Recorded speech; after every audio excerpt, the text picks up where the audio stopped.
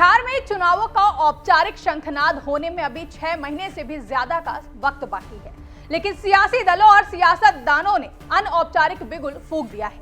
राज्य में चुनावी बिसात पर शह और मात के खेल के लिए बीजेपी के नेतृत्व वाला गठबंधन एनडीए और आरजेडी की लीडरशिप वाला महागठबंधन पूरी तरह से तैयार है। इस बीच बिहार में बीजेपी के एक वरिष्ठ नेता ने मुख्यमंत्री नीतीश कुमार को लेकर एक ऐसा बयान दिया है जिसने पटना को हिलाने के साथ साथ दिल्ली तक हलचल मचा दी है।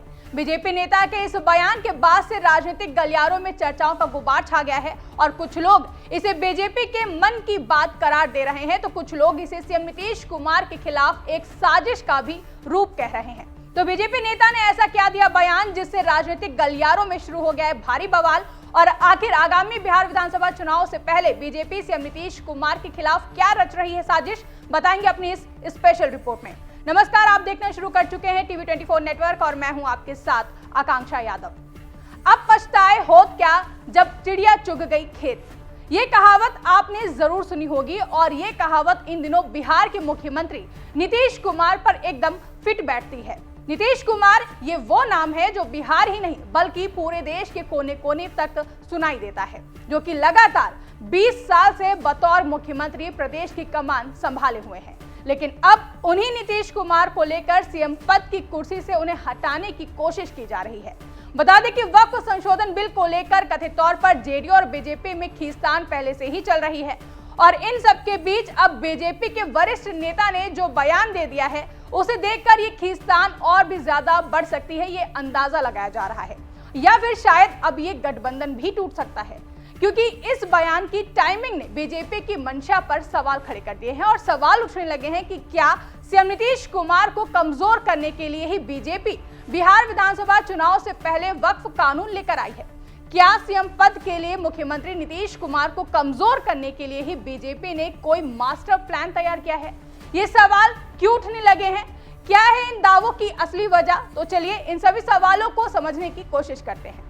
बता दें कि वक्फ संशोधन बिल को लेकर पूरे देश में मुस्लिम संगठनों ने विरोध शुरू कर दिया। विपक्ष ने भी विरोध किया, साथ ही सुप्रीम कोर्ट में इस बिल को, जो कि अब कानून बन गया है, उसे चुनौती देते हुए कई याचिकाएं भी दाखिल की जा चुकी हैं। और ये याचिकाएं सिर्फ विपक्ष की ओर से ही नहीं बल्कि कई मुस्लिम संगठनों ने भी लगाई हैं और तो और बीजेपी के सहयोगी दल जेडीयू की ओर से भी याचिकाएं लगाई जा चुकी हैं और लगभग 15 से भी ज्यादा याचिकाएं दायर की जा चुकी हैं और दावा किया जा रहा है कि 15 से 16 अप्रैल को इन याचिकाओं पर सुनवाई भी हो सकती है, जिसके लिए कोर्ट ने 3 सदस्यीय टीम का गठन भी कर दिया है।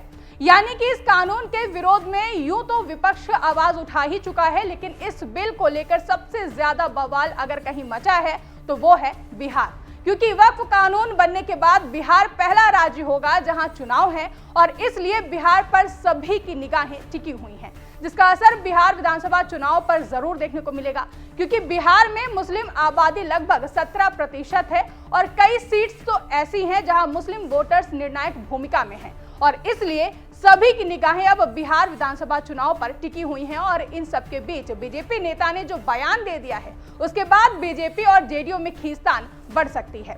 तो चलिए सबसे पहले आपको बीजेपी नेता अश्विनी चौबे का वो बयान बता देते हैं जिससे बिहार की राजनीति में भारी बवाल मच गया है। तो बीजेपी नेता अश्विनी चौबे ने सीएम नीतीश कुमार को लेकर कहा कि सीएम नीतीश कुमार को उप प्रधानमंत्री बनाना चाहिए। दरअसल बक्सर में कथावाचक देवकीनंदन ठाकुर के कार्यक्रम के शुभारंभ पर पहुंचे अश्विनी चौबे ने सीएम नीतीश कुमार को लेकर एक बयान दे दिया। अश्विनी चौबे ने कहा कि नीतीश कुमार जी एनडीए के पूरे देश के और प्रधानमंत्री नरेंद्र मोदी के साथ कंधे से कंधा मिलाकर संयोजक की भूमिका में रहें। उनको उप प्रधानमंत्री का दर्जा प्रदान कर दिया जाए तो बिहार का भी धन्य होगा और जगजीवन राम के बाद हमें दूसरा उप प्रधानमंत्री मिलेगा, ये हमारी व्यक्तिगत रूप से इच्छा है। तो अश्विनी चौबे का ये बयान अपने आप में कई सवाल खड़े करता है। सवाल ये है कि क्या ये बीजेपी की ओर से सीएम नीतीश कुमार को खुश करने का कोई प्लान है?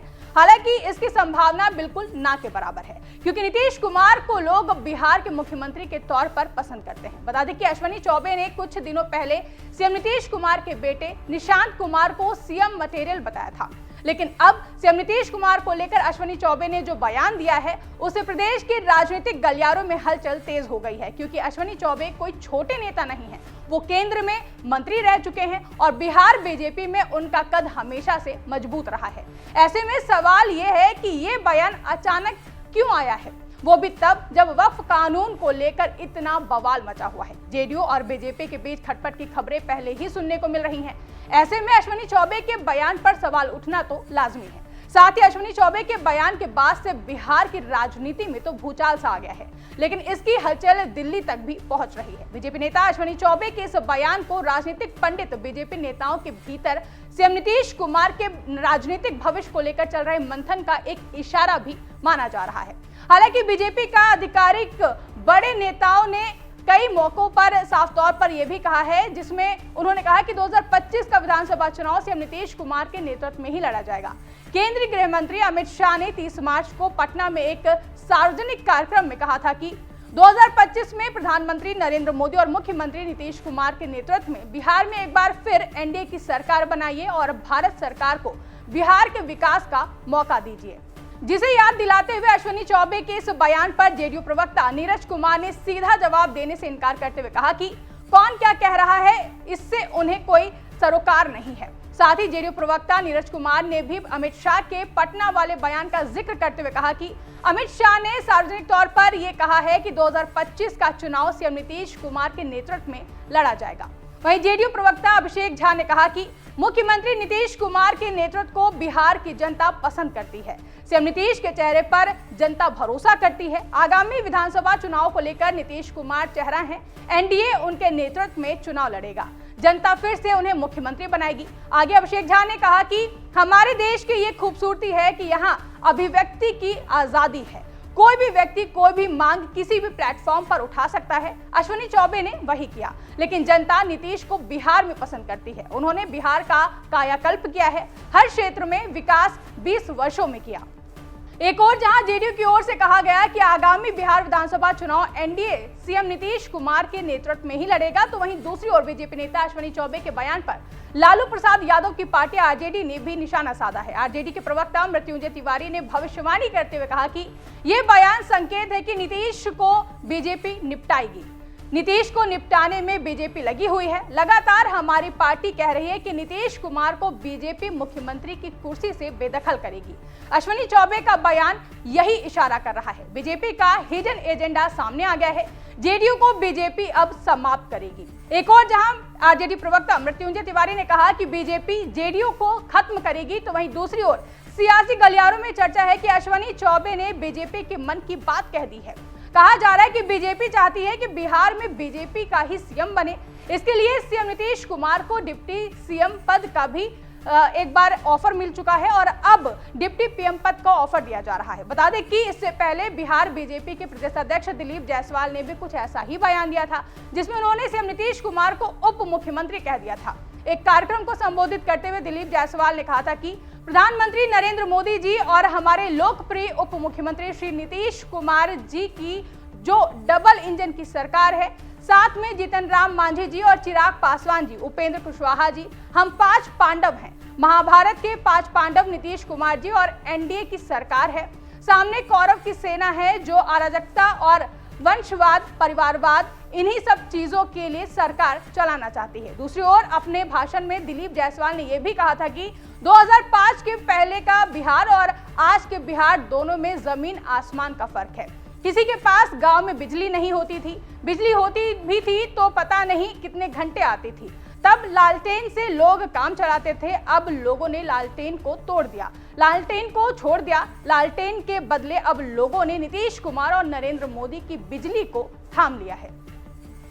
तो वहीं बिहार के डिप्टी सीएम विजय कुमार सिन्हा का भी कुछ ऐसा ही बयान सामने आया था, जिसमें उन्होंने कहा था कि अटल बिहारी वाजपेयी को सच्ची श्रद्धांजलि तब मिलेगी जब बिहार में बीजेपी की सरकार बनेगी। डिप्टी सीएम विजय कुमार सिन्हा ने कहा था कि जिन्होंने बिहार को कलंकित किया उसने बीजेपी के कार्यकर्ताओं ने मुक्ति दिलाई, लेकिन अभी भी मिशन पूरा नहीं हुआ है। इसलिए भाजपा की अपनी सरकार हो तभी अटल जी के प्रति सच्ची श्रद्धांजलि होगी।